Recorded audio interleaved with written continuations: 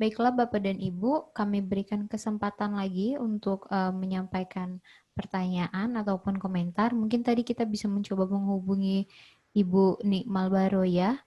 Halo Ibu Nikmal. Mohon bantuan untuk diklik unmute-nya Ibu.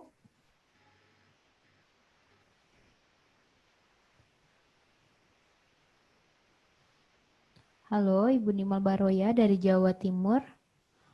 Mitra Evaluasi. Kayaknya enggak nih, Mbak. Oh iya, baik. Oke, mungkin dari Bapak dan Ibu lainnya ada yang ingin ditanyakan? Atau masih ada yang kurang jelas, kurang dimengerti, tidak masalah ya Pak Gebi untuk ditanyakan lagi. Enggak apa-apa. Ya,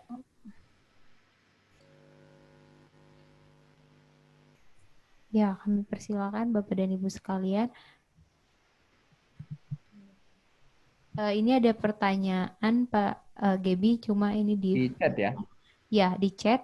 Apakah dengan menggunakan metode dari, mohon maaf ini dari Pak Stevi dari NTT, beliau bertanya, apakah dengan menggunakan metode kualitatif dapat membuat forecasting kurang meyakinkan? Karena jika dengan kuantitatif, angka sepertinya akan lebih kuat. Bagaimana Pak Gebi? Oke, jadi semuanya itu berbasis evidence ya. Cuman ada yang hard evidence, ada yang soft evidence ya. Hard evidence itu biasanya berangkat dari data-data kuantitatif, sedangkan yang soft evidence itu data-data yang sifatnya judgmental atau perseptif, ya bahkan asumtif. Ya. Nah, data data kuantitatif, ya hard evidence itu banyak yang mengatakan itu data yang paling reliable, ya. Secara umum begitu, ya. Walaupun ada cukup banyak kritik yang mengatakan bagaimana kita yakin dengan validitas, bagaimana kita bisa yakin bahwa data itu tidak dimanipulasi, ya. Itu juga termasuk pertanyaan Bapak Ibu, sekarang banyak sekali instrumen baru untuk menggunakan big data, ya. Kalau Bapak dan Ibu ingin melihat bagaimana misalnya emosi, perasaan masyarakat terhadap kebijakan kesehatan Pak Jokowi, tidak ada data kuantitatif yang sistematis untuk itu. Maka bisa didekati dengan misalnya, oke kita coba pakai big data deh, lihat pembicaraan di media sosial itu seperti apa. Mulai bongkarlah Facebook, mulai bongkar Instagram, mulai bongkar Twitter dan seterusnya. Ya, cuman walaupun dia semakin populer, bahkan para ahlinya pun ragu-ragu dengan data itu. Bagaimana kita memastikan bahwa data itu bukan data fabrikasi, ya. Persepsi yang disampaikan itu adalah benar-benar lahir dari kesadaran pribadi seseorang, bukan karena titipan, ya. Kita mengenal ada buzzer dan seterusnya, ya. Nah, ini yang kemudian membuat hard evidence juga harus diberlakukan secara hati-hati. Nah, yang soft evidence itu punya kelemahan yang tadi saya katakan, seringkali sangat personal, sifatnya sangat perseptif. Cara mengatasinya adalah dengan memperbanyak N. Ya. Maka kalau misalnya Bapak dan Ibu menggunakan tadi perkiraan, expert judgment, ya jangan cuma satu orang. Ya. Tetapi beberapa ahli sekaligus dipertemukan, didialogkan di situ, nanti hasilnya bisa dianggap sebagai sebuah data kemudian menghasilkan informasi yang valid. Di situ ada aspek intersubjektivitasnya. Yang paling ideal adalah kalau bisa dikombinasikan antara yang kuantitatif dengan yang kualitatif. Dan golden rule-nya begitu. Ya, jadi setiap metode itu ada keterbatasannya. Oleh karena itu yang paling ideal adalah kalau bisa digabungkan. Maka dalam forecasting pun seringkali dilakukan dengan beberapa metode sekaligus. Oh, kalau dengan menggunakan metode A, ternyata rekomendasinya terkait skenario masa depan begini. Dengan metode yang lain lagi begini. Dengan metode yang lain lagi begini. Nah, terus didiskusikan di antara para ahli, mana nih kira-kira yang paling pas untuk digunakan. Jadi tidak saling dinegasikan ya antara pendekatan kualitatif dengan kuantitatif, tetapi justru harus dikombinasikan sehingga kita bisa mendapatkan skenario planning yang lebih baik. Baik, terima kasih Pak Gibi atas penjelasannya. Baiklah, ini ada pertanyaan lagi. Oh, ternyata Ibu Nikmal memberikan pertanyaan melalui chat, Pak Gebi. Ya. Di sini beliau bertanya, uh, jika analisis kebijakan tidak diminta secara resmi oleh policymaker untuk melakukan analisis kebijakan, maka strategi apa yang bisa dilakukan oleh analis kebijakan untuk menyampaikan atau mengkomunikasikan hasil analisis ke policymaker? Nah, ini pertanyaan menarik nih. Kayaknya curhat nih, Bu, ya. Jadi sekarang ini pemerintah membuka ya banyak sekali jabatan analis kebijakan ya, Bapak Ibu. Ide dasar dari diadakannya jabatan ini adalah banyak sekali kebijakan yang dibuat tanpa didukung oleh analisis yang memadai, dan kalaupun ada analisis, ini orang yang datang dan pergi ya, konsultan tanda petik. Kenapa tidak mendayagunakan tenaga-tenaga ASN yang begitu banyak dan seringkali itu underutilized. Lalu muncullah ini. Ya. Di luar negeri itu profesi yang sangat menarik, ya. Bahkan dibuat protokol bahwa pengambilan keputusan itu harus didasarkan pada hasil kajian tim analisis kebijakan yang dibentuk oleh pemerintah, yang orang-orangnya terdiri dari para analis kebijakan itu. Sehingga memang prestisius. Kalau kita di Indonesia itu ya kesannya masih kurang baik. Nah, sehingga jangan heran seringkali antara apa yang dihasilkan oleh seorang analis kebijakan dengan apa yang dibuat oleh pemerintah itu nggak ketemu. Ya. Litbang misalnya, dia asik melakukan penelitian, ketika ditanya berapa dari hasil penelitianmu yang minimal digunakan sebagai basis pengambilan keputusan. Jawabannya bahkan tidak tahu. Itu artinya apa? Antara kebutuhan dengan apa yang kita lakukan itu nggak nyambung. Nah, oleh karena itu, selalu Bu Nimal, yang kami lakukan di kampus, termasuk saya pribadi ketika diminta untuk melakukan analisis kebijakan, saya nggak akan mau kalau yang minta itu datangnya, maaf ya, saya tidak bermaksud merendahkan, tapi itu soal degree of power, degree of authority. Kalau yang datang itu eselon 4, apalagi sekedar staff, eselon 3, saya nggak akan tanggapi. Ya. Karena itu proyek aja. Ya. Saya hanya mau jalan kalau itu datang langsung dari kepala daerahnya. Kalau itu minimal datang langsung dari kepala dinas atau dari pengampu eselon 1, eselon 2. Ya. Di banyak sekali kasus, di Papua kebetulan saya banyak terlibat, kemudian di Kalimantan Timur, selalu kalau ada permintaan dari level-level bawah, staf atau eselon 4, saya minta garansi. Pertemukan saya dulu dengan eselon 2 atau kepala daerahnya untuk melihat apa yang dikehendaki dari kajian ini. Sehingga kita tidak berhenti memproduksi dokumen analisis kebijakan yang kemudian hanya menjadi sekedar sleeping dokumen.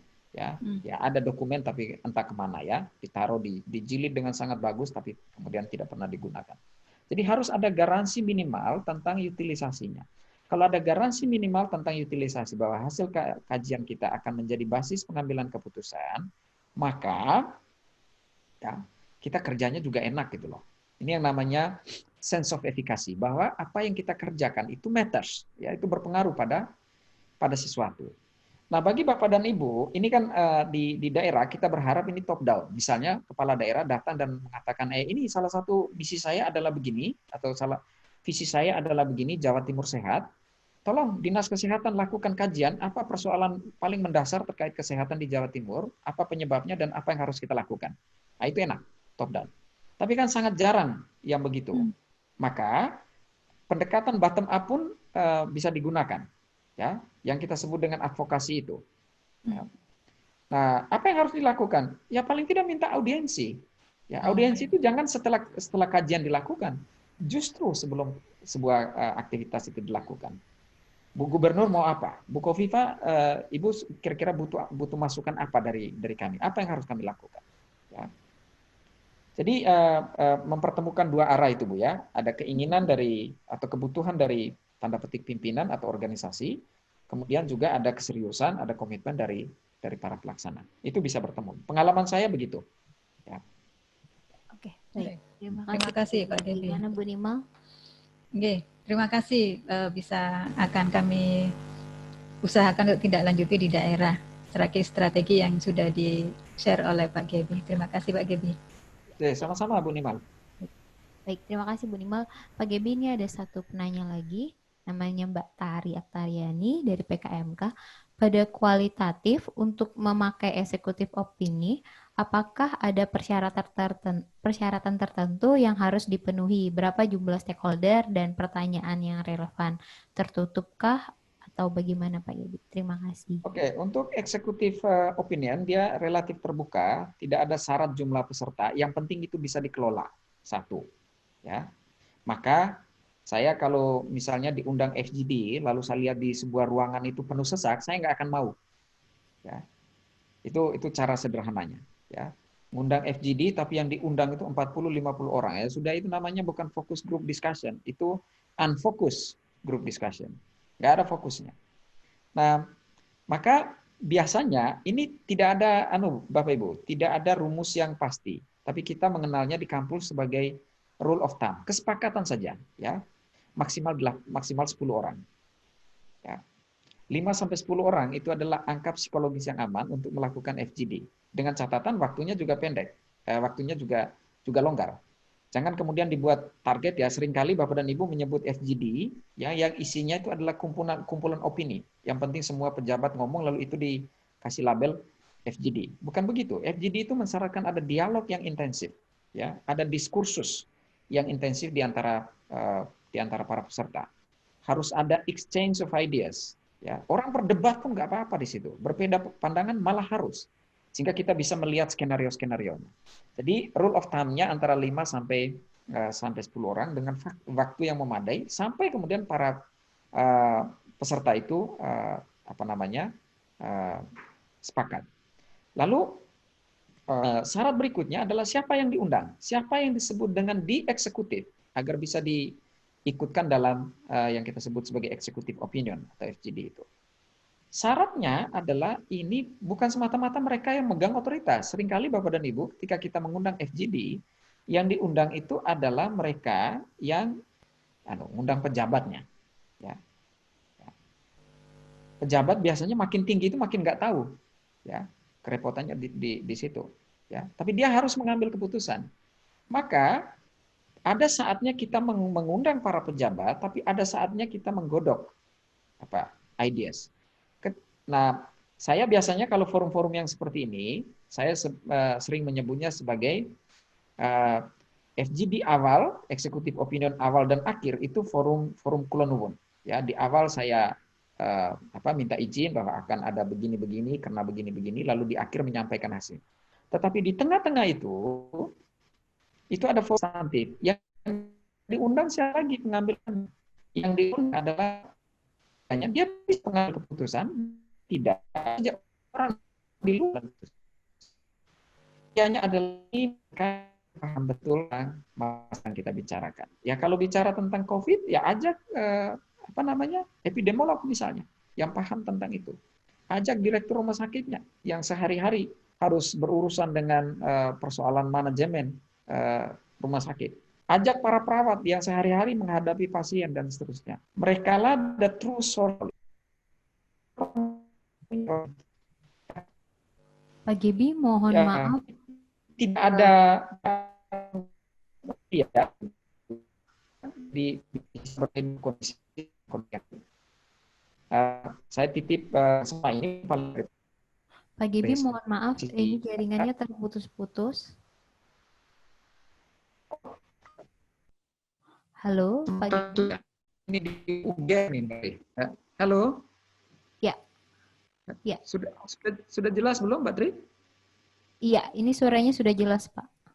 Oh, tadi kenapa ya? Padahal ini di UGM ini ya. Ya, mungkin lagi ramai, Pak. Jadi saya hanya titip dua kriteria tadi, bahwa dari sisi jumlah 5-10 dengan waktu yang memadai agar ada exchange of ideas, ya. Dan yang kedua, lalu yang diundang pada sesi substantif itu adalah mereka yang memang benar-benar paham. Ada sesinya ketika yang diundang itu adalah pengambil keputusan, karena mereka juga biar tidak kaget ya, kok tiba-tiba ada rekomendasi seperti ini dari mana datangnya, untuk apa dan seterusnya. Sehingga umumnya saya mengelola di awal dan di akhir Di awal itu kula nuwun, di akhir itu saya kemudian bersama teman-teman menyerahkan hasilnya. Tetapi di tengah-tengah yang dilibatkan itu adalah para ahli di bidangnya.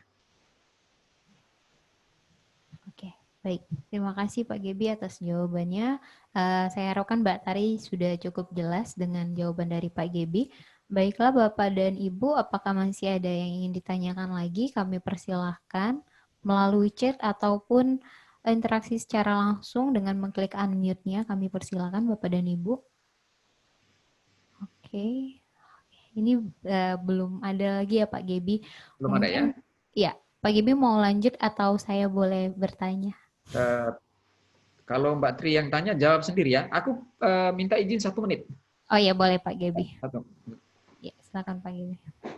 Boleh nanya, Pak? Mohon maaf. Oh ya, dari Ibu Arifa ya. Baik, boleh Ibu. Nanti kita tunggu Pak Gebi. Mungkin sedang ambil minum sebentar.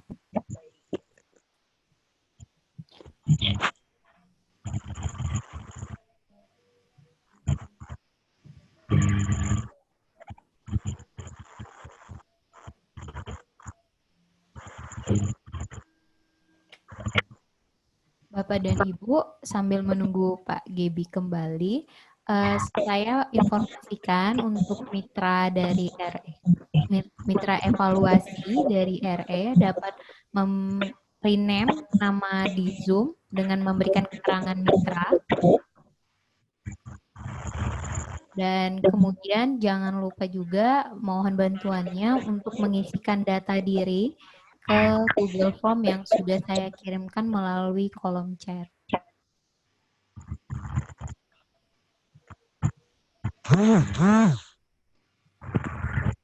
Untuk di format data diri tersebut ada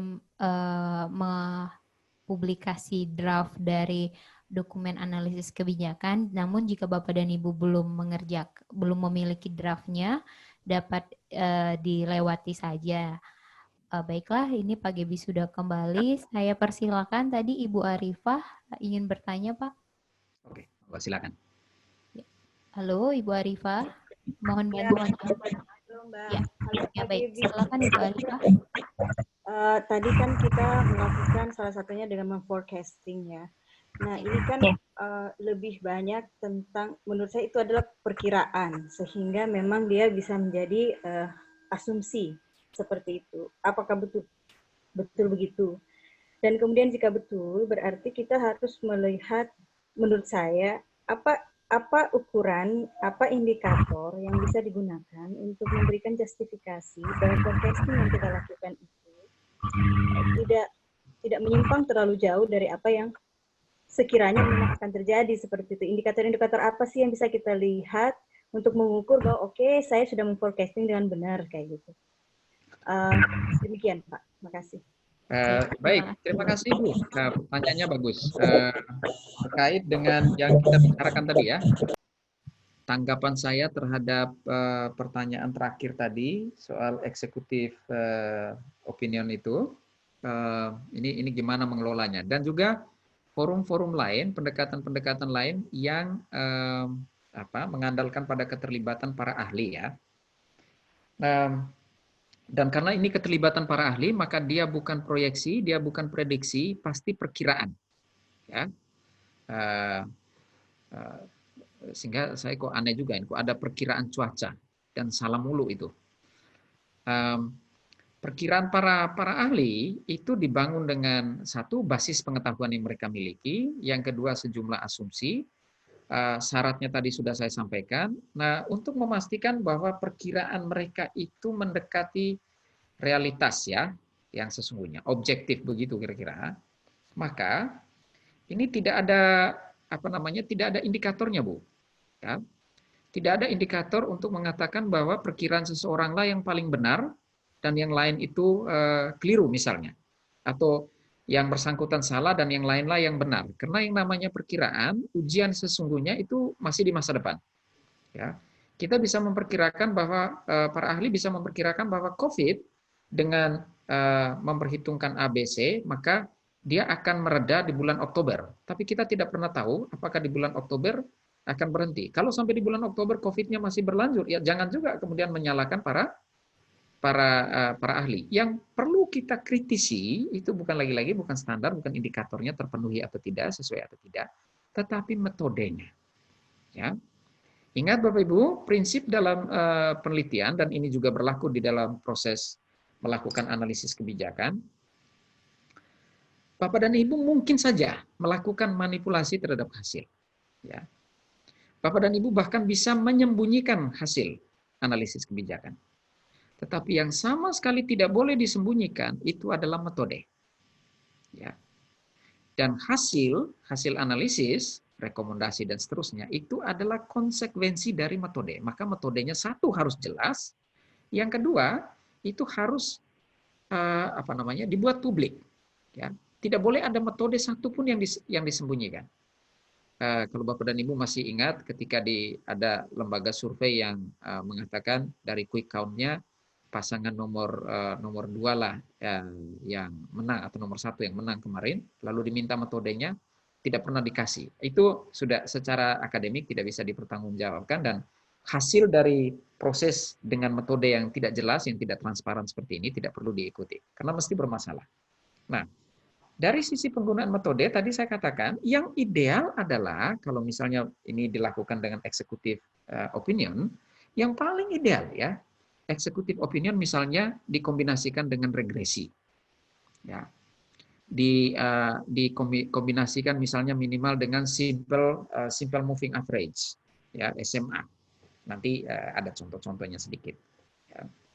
Itu yang paling sederhana. Tapi kalau kita tidak punya, maka hasil yang dilakukan oleh perkiraan yang dilakukan oleh para ahli ini kemudian harus terbuka untuk dikritisi.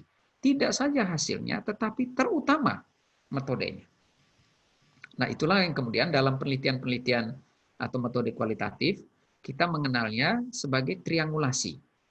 Nah, kalau punya waktu itu begitu Bapak Ibu. Punya waktu, punya resources. Triangulasi maksudnya begini.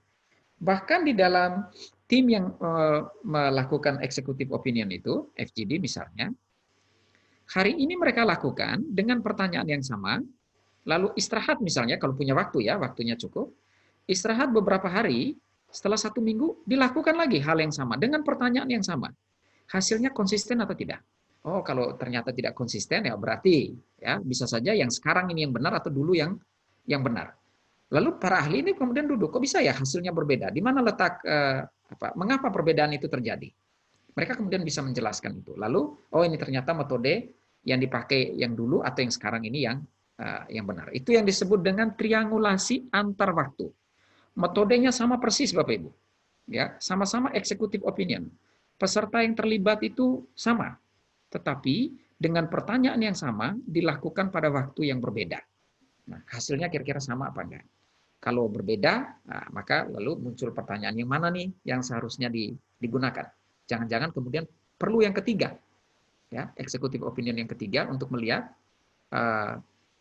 mana yang benar, yang pertama atau yang kedua. Jangan-jangan berbeda lagi, maka itu terus-menerus dilakukan. Nah, triangulasi yang lain itu adalah triangulasi antar ahli, ya. Sama-sama melakukan executive opinion, tetapi forumnya dipisah. Lalu kita lihat executive opinion group A dengan executive opinion group B itu hasilnya sama apa tidak. Ya, kalau berbeda mereka dipertemukan. Ya. Nah, yang paling ideal tadi saya katakan triangulasi. Jadi ada triangulasi antar waktu, ada triangulasi antar orang, antar subjeknya. Lalu yang terakhir yang paling ideal ya triangulasi antar metode. Misalnya tadi saya katakan antara executive opinion dengan katakanlah regresi atau dengan metode kuantitatif yang lain atau sesama metode kualitatif ya. Intinya metode yang berbeda dilakukan pada waktu yang berbeda untuk melihat kira-kira mana yang paling valid ya forecastingnya. Jadi sekali lagi tidak ada standar yang bisa kita tanda petik standarkan itu adalah metodenya. Satu, metodenya itu harus robust. Yang kedua, metode tidak boleh disembunyikan sama sekali. Dia harus dibuat terbuka. Itu kira-kira respon dari saya, Mbak Tri. Ya, baik. Baik, terima kasih Pak Gebi atas responnya. Baiklah Ibu Arifa, bagaimana? Apakah ada? terima kasih Pak Gebi, luar biasa. Saya jadi tahu ada triangulasi opinion yang tadi yang antar waktu dan antar orang yang berbeda ya. Karena yang selama ini saya kenal hanya triangulasi antar metode aja, Pak. Terima kasih Pak Gebi, luar biasa. Sama-sama Ibu. Ya, oke, baik. Terima kasih Bu Arifah. Pak Gebi, ini ada satu lagi mungkin kita kasih kesempatan ya Pak.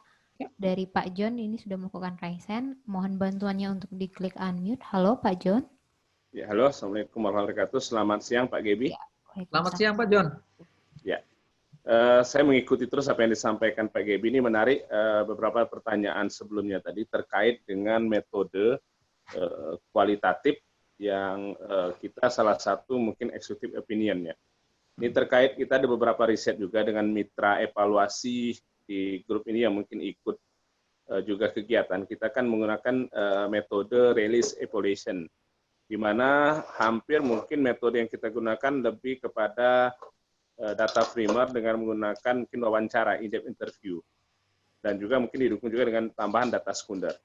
Menarik tadi apa yang disampaikan Pak Gebi tadi, triangulasi ini, kita di lapangan menemukan memang ada beberapa data, ini mungkin triangulasi dari sumbernya ini, data yang kita dapatkan misalnya dari BPJS Kesehatan, dari Dinas Kesehatan, dari pemerintah provinsi, atau mungkin dari BPJS itu sendiri yang pusat, atau lembaga-lembaga lain, itu ada perbedaan dalam hal penyajian data, padahal kalau kita katakan itu eksekutif summary-nya itu sama, misalnya per 31 Desember 2019, laporan yang disampaikan oleh masing-masing institusi.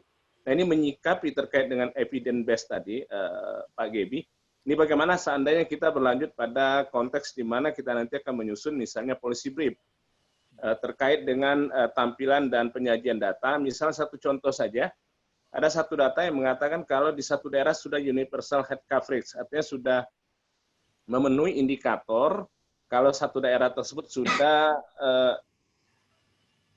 universal health coverage atau sudah tercapai semua, mungkin 96% standar indikatornya sudah boleh dikatakan UHC. Di satu sisi data yang lain mengatakan tidak. Nah, ini kaitan kita dalam melakukan mungkin analis kebijakan untuk pengambil kebijakan baik itu pemerintah daerah maupun mungkin pihak BPJS selaku operatornya sendiri maupun pelayanan kesehatan seperti apa yang Pak Gebi menghadapi siasat atau strategi seandainya ditemukan hal seperti ini. Terima kasih Pak Gebi.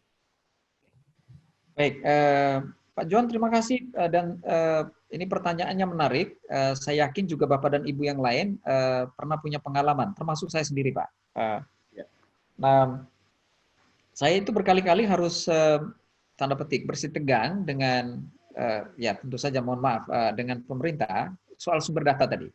Ya, jadi dulu saya pernah melakukan analisis tentang kemiskinan, Pak, di Indonesia. Saya menggunakan data Bank Dunia. Lalu disalahkan, pemerintah minta menggunakan data BPS yang ketika diperbandingkan, saya kok cenderungnya lebih percaya pada data Bank Dunia ini.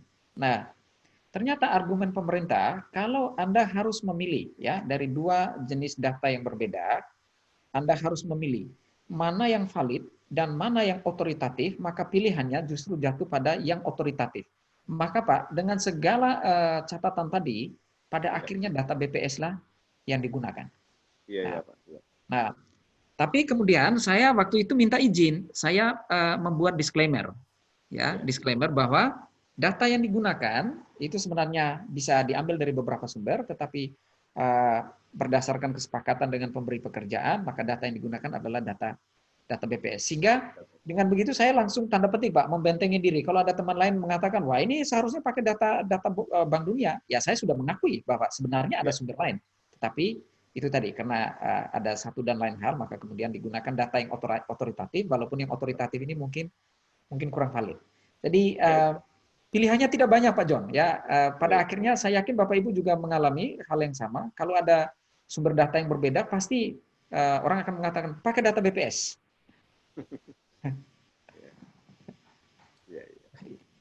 Nah, jadi terbuka saja, Pak. Terbuka saja, mengakui kita siap. Kadang-kadang juga saya menyiapkan skenario, Pak. Jadi dan skenarionya itu tidak saya sampaikan, tergantung si pemberi pekerjaannya, pemerintah minta apa enggak. Ada pemerintah yang cukup terbuka, minta coba dibuat beberapa skenario dengan sumber data yang berbeda. Oke, kalau pakai data BPS, forecastingnya begini. Kalau pakai data Bank Dunia, forecastingnya begini. Silakan, Anda mau pakai yang mana. Lalu tadi pilihannya jatuh pada yang otoritatif. Oke, terima kasih Pak Gebi ya. Sama-sama Pak John. Ini mudah-mudahan ya yang otoritatif juga valid ya, Pak ya. Tapi ya oke lah. Terima kasih Pak Gebi. Oke, baik. Terima kasih Pak John dan Pak Gebi. Baiklah, mungkin Pak Gebi untuk karena masih ada yang harus disampaikan lagi mengenai materinya, kita lanjut lebih dulu Pak sebelum kita membuka diskusi sesi selanjutnya.